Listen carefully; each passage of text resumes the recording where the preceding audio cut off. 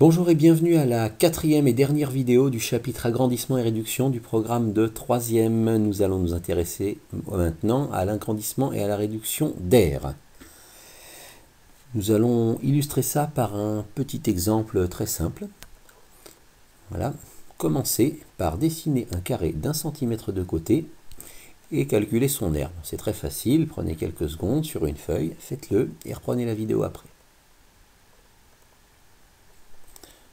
Bien, vous devriez avoir quelque chose qui ressemble à ça. Un carré d'1 cm de côté. Bon, je ne garantis pas que sur votre écran il fera 1 cm, mais bon, sur votre feuille il doit le faire. Et son aire, c'est l'aire du carré, côté multiplié par lui-même, c'est-à-dire 1 fois 1 cm². Voilà, et maintenant je vais vous demander, sans dessiner, d'imaginer la chose suivante. On va agrandir ce carré. Imaginez qu'on agrandit ce carré en multipliant ses côtés par 2. On agrandit ce carré avec un rapport d'agrandissement de 2. Est-ce que l'aire aussi sera multiplié par 2?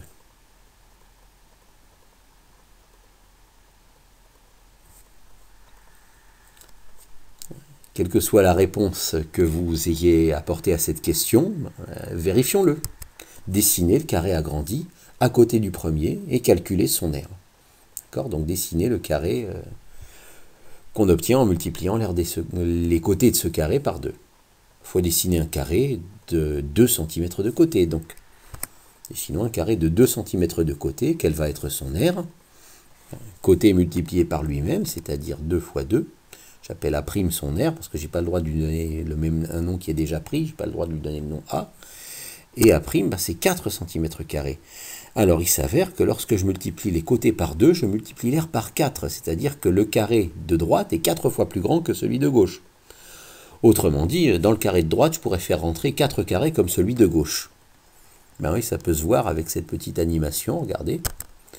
Hein, les côtés du nouveau carré sont 2 fois plus grands, mais son aire est 4 fois plus grande. Hein, vous voyez, dans le carré de droite, je fais rentrer 4 petits carrés comme celui de gauche. Remettons le carré de gauche à sa place. Voilà. Et donc on a obtenu qu'en multipliant les longueurs par 2, les aires, on les multiplie par 4. On ne va pas le faire, je ne vais pas le dessiner moi, mais imaginez qu'on ait multiplié les côtés par 3, qu'on ait un carré de 3 fois 3. Par combien l'aire aurait été multipliée? L'aire serait passée d'1 cm² à 9 cm². Donc en multipliant les côtés par 2, on multiplie l'aire par 4. En multipliant les côtés par 3, on multiplie l'aire par 9. Si on répète cette logique-là, en multipliant les côtés par 4, on multiplie l'aire par 16. Donc on va multiplier l'aire par le carré du nombre par lequel on multiplie les côtés. C'est ça qu'il faut retenir sur les aires.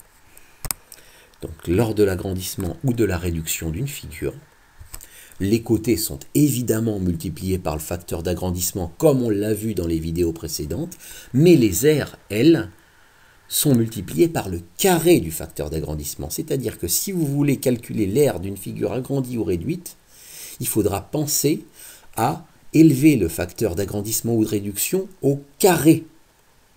D'accord? J'ai mis agrandissement, j'aurais pu mettre ou de réduction. À chaque fois, je ne l'ai pas mis pour ne pas alourdir la phrase, mais c'est d'agrandissement ou de réduction. Donc dès que vous vous occupez d'aire, vous devez immédiatement penser à élever le facteur d'agrandissement ou de réduction au carré. Si vous avez un facteur d'agrandissement de 4/3 pour les côtés, alors pour les aires, ce ne sera pas par 4/3 qu'il faudra multiplier, ce sera par 16/9, c'est-à-dire par le carré du facteur d'agrandissement.